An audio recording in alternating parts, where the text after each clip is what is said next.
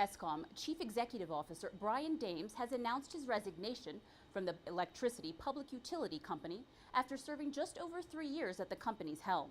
Dames made the announcement at the utility's interim result presentation this morning. Dames was appointed CEO of Eskom Holdings in July of 2010. He was appointed to the Eskom Executive Committee in 2004 after serving Eskom in various management positions.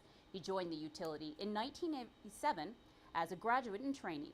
Eskom chairperson told a media briefing that Dames was stepping down for personal reasons and that a search for his successor was already underway. We'll be bringing you more details and analysis in the bulletin to follow. Reactions continue to flow following an international transparency report. The report ranked Botswana as the least corrupt country in Africa, while giving various other African nations a negative assessment.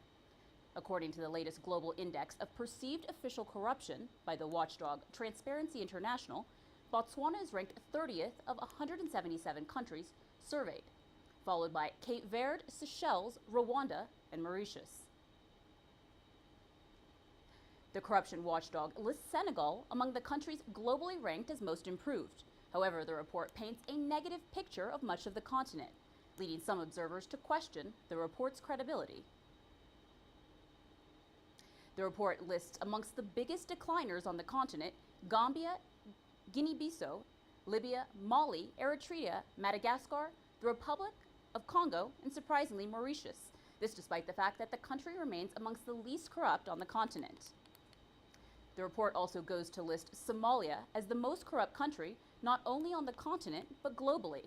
This in spite the fact that the country has until recently had an effective government official, tax collection, or service delivery mechanism for decades. For more analysis on this report, we are now joined live from our Mogadishu studio by Abdi Rashid Hashi, Deputy Director of the Heritage Institute for Policy Studies in Somalia. Thank you for joining us today, Mr. Hashi.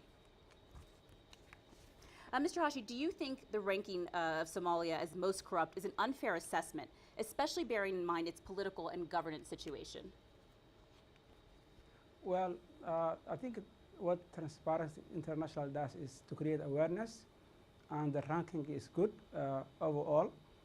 But we must also note it's a perception index rather than an actual corruption happening in a particular country. And in terms of Somalia, I think the perception out there is, there's a corruption in Somalia. And for example, about a couple of weeks ago, the governor of the central bank, left the country and accused the presidency and the government of corruption.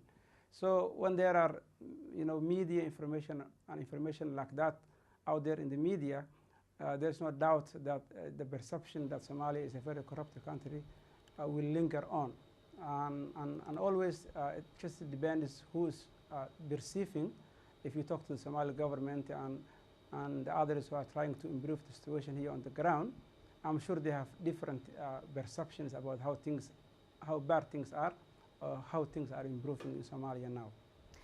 What are the major factors contributing towards this negative perception of Somalia?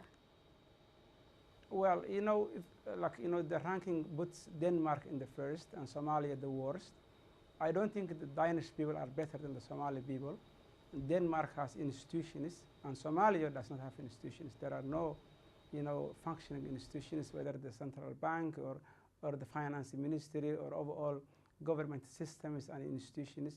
So the main reason for the existing or the perception of corruption is the absence or the weaknesses of the institutions in Somalia. And the sooner the Somali government and their supporters improve those institutions and systems, the better that the issue of corruption, whether it's a reality or a perception, will be dealt with. So I think the main thing is institutions. Somalia had a civil war.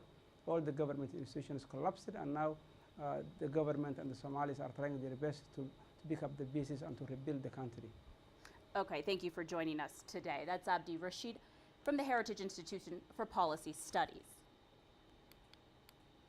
Okay, moving now to Sudan, where the country is beginning to import and purchase electricity from Ethiopia, after Sudanese President Omar al-Bashir and the Ethiopian Prime Minister Haile Mariam Desalegn inaugurated the interconnecting electricity line between the two countries. The Sudanese government noted that the interconnecting the two countries' electricity grid constitutes a new lifeline for the people of Sudan and Ethiopia. The $70 million project is funded by the India Export and Import Bank with a considerable contribution from the two countries' governments. The line will have a capacity to transfer over 350 megawatts of power annually on a distribution network spanning 321 kilometers. Sudan is expected to purchase 100 megawatts during this first phase.